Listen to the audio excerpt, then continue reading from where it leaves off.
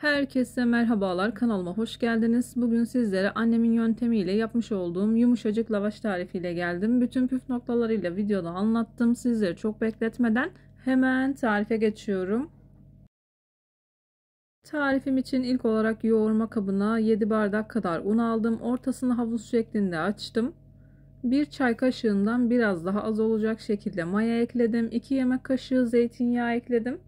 Yaklaşık 2 bardak kadar da su ekledikten sonra yavaş yavaş hamurumu yoğurmaya başlıyorum. 1 yemek kaşığı tuzu da unun üzerine serptim. Suyu azar azar dikkatli bir şekilde eklemeye özen gösterin. Unun markasına ve kalitesine göre alacağı su miktarı değişebilir.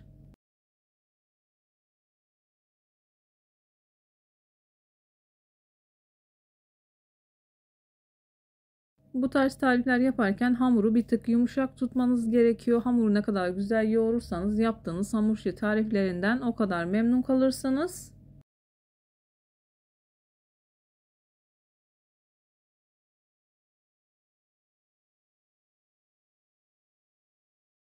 Hamuru bir süre yoğurma kabında yoğurup toparladıktan sonra masaya alıyorum. Masada 3-4 dakika kadar hamur özlü bir hal alıncaya kadar hamuru yoğurmaya devam ediyorum.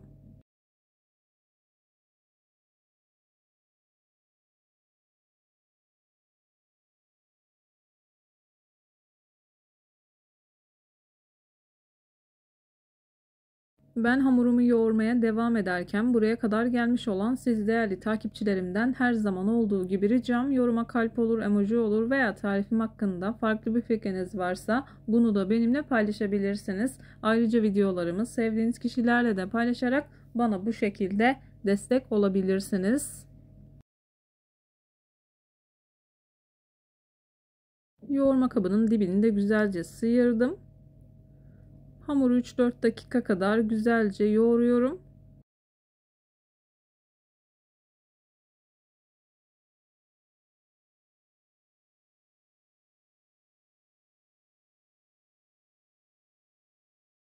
Hamuru yeteri kadar yoğurduktan sonra poşetin içerisine alıyorum. Yarım saat kadar dinlendiriyorum. Dilerseniz tekrardan yoğurma kabına alıp üzerini streçle de kapatabilirsiniz. Hamur bu şekilde kendini çok daha güzel sağladığı için ben bu yöntemi kullanıyorum.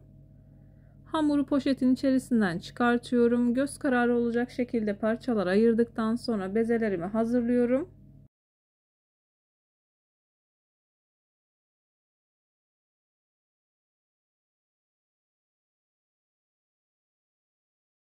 Bezelerinizi tavanızın büyüklüğüne göre ayarlayabilirsiniz. Benim kullanmış olduğum tava 36 santimlik bir tavadır.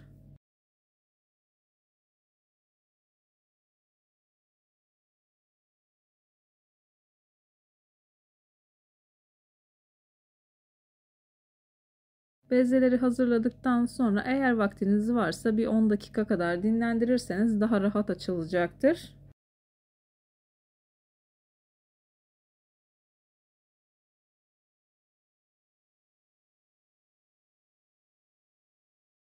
Benim çok fazla zamanım olmadığı için hemen açma işlemine başlıyorum. Hamuru güzel yoğurduğum için bu aşamada hiç zorlanmadım. Pasta tabağı büyüklüğünde açıyorum. Hatta pasta tabağından biraz daha küçük olacak.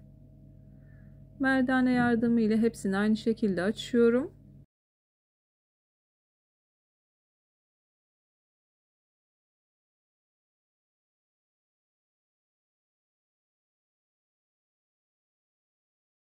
Hamurların hepsini merdane yardımıyla açtım.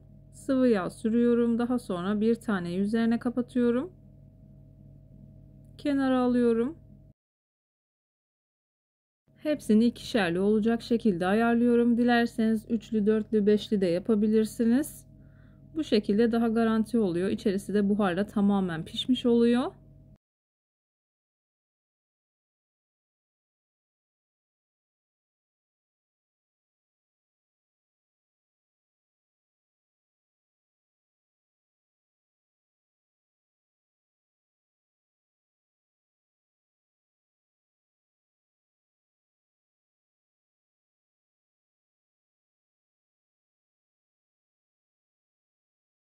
Hamurlarımı yağladıktan sonra undan destek alarak merdane yardımı ile tavanın büyüklüğüne göre açıyorum.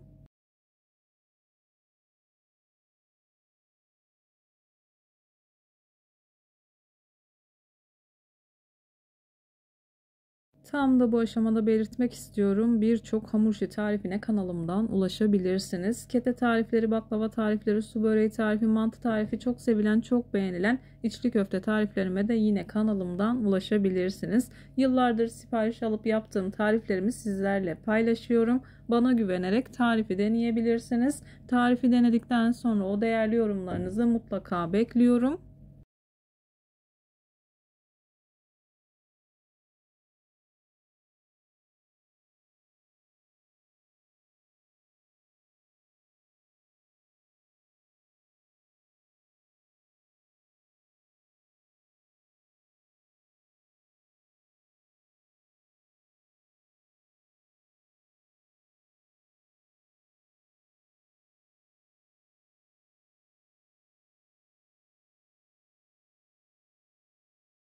Hamurlarımın hepsini açtım. Bir sofra bezinin üzerine aldım. Tavayı iyice ısıttım. Dilerseniz çok az yağ sürebilirsiniz. Yağ sürmeden de yapabilirsiniz.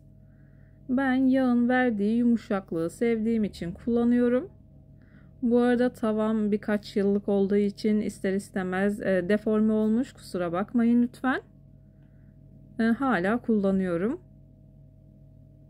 İkişerli olduğu için dilerseniz pişirirken ayırabilirsiniz veya sofra bezinin üzerine aldıktan sonra diğerini tavaya yerleştirin. Daha sonra ayırabilirsiniz. Eğer içiniz rahat etmiyorsa iç kısmını da çok az pişirebilirsiniz ama kesinlikle hamurlaşma olmuyor. İçerisi de buharla tamamen pişmiş oluyor. Aynı şekilde pişirmeye devam ediyorum.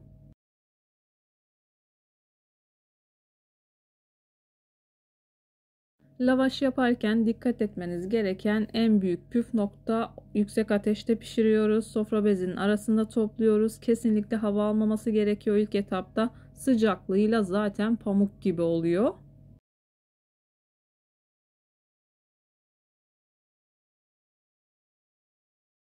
Lavaş yaparken yanlış yapılan bir şeyi de sizlerle paylaşmak istiyorum. Açarken çok fazla un kullanmamaya dikkat edin.